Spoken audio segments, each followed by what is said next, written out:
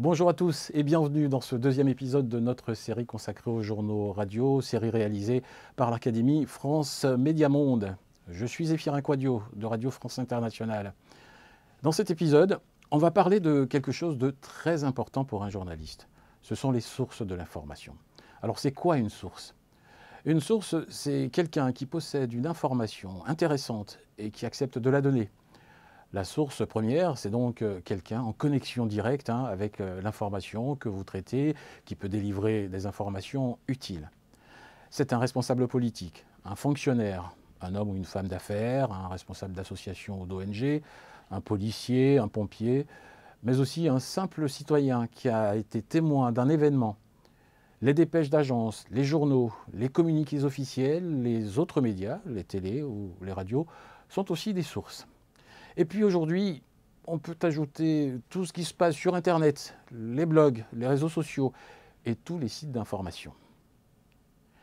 Et puis on peut aussi noter les propres sources du journaliste. C'est par exemple son carnet d'adresses, notamment toutes les personnes qui peuvent lui donner des informations intéressantes pour ses auditeurs. Je rappelle également que les journalistes échangent aussi entre confrères. C'est aussi une source d'information. Et puis les auditeurs peuvent nous informer en nous interpellant sur des sujets de leur vie quotidienne, en appelant la radio. Il appartient aux journalistes ensuite de les vérifier avant de les diffuser. Mais on va y revenir. Donc là, vous voyez que les sources sont multiples. Mais retenons que plus une source est proche de l'événement, plus elle est fiable potentiellement. Une partie du travail des journalistes est de remonter jusqu'à la source de l'info, pas de faire écho à des choses attrapées au vol. On voit souvent sur des groupes de discussion WhatsApp trop de collègues journalistes qui lancent à la cantonade de leur père qui peut confirmer ceci ou cela, au lieu de chercher quel acteur appeler pour avoir confirmation de l'information. Alors, comment choisir parmi toutes ces sources d'information? Quelle info garder? Quelle info choisir? Comment identifier une véritable information dite d'actualité? Voici quelques principes. Premièrement, restez collé à l'actualité. Une info doit être neuve, pour ne pas dire fraîche. Dans le mot journaliste, il y a le mot jour. Quoi de neuf aujourd'hui? L'un des critères de choix, c'est donc toujours privilégier l'information la plus fraîche. Deuxièmement, il faut avoir toujours à l'esprit que les auditeurs s'intéressent à ce qui se passe près de chez eux. Parce que l'information doit aussi les aider à prendre des décisions dans leur vie quotidienne.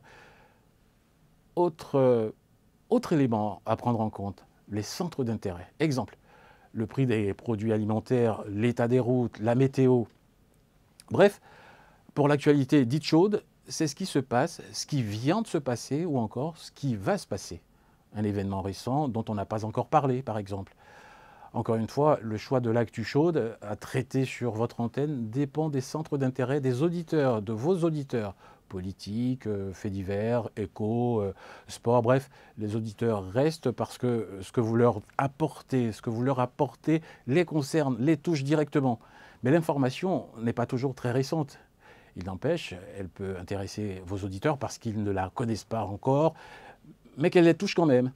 Vous pouvez par exemple choisir de parler de la déforestation en faisant un reportage sur une opération de lutte contre ce fléau. Une opération qui a été lancée il y a 15 jours. C'est toujours intéressant de suivre cette opération dont vous avez peut-être déjà parlé, mais qui pour vos auditeurs montre que vous suivez l'opération. Le suivi est une obligation des rédactions. On suit un événement jusqu'à sa conclusion.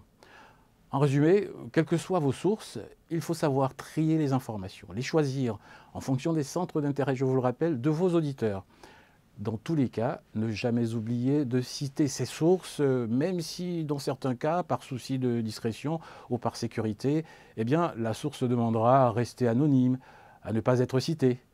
Dans les autres cas, citer ces sources est nécessaire. Voilà ce qu'on peut dire de ce qu'est une information, ce qu'est une source. Dans l'épisode suivant, on va s'intéresser davantage à la vérification de l'information à travers quelques exemples concrets.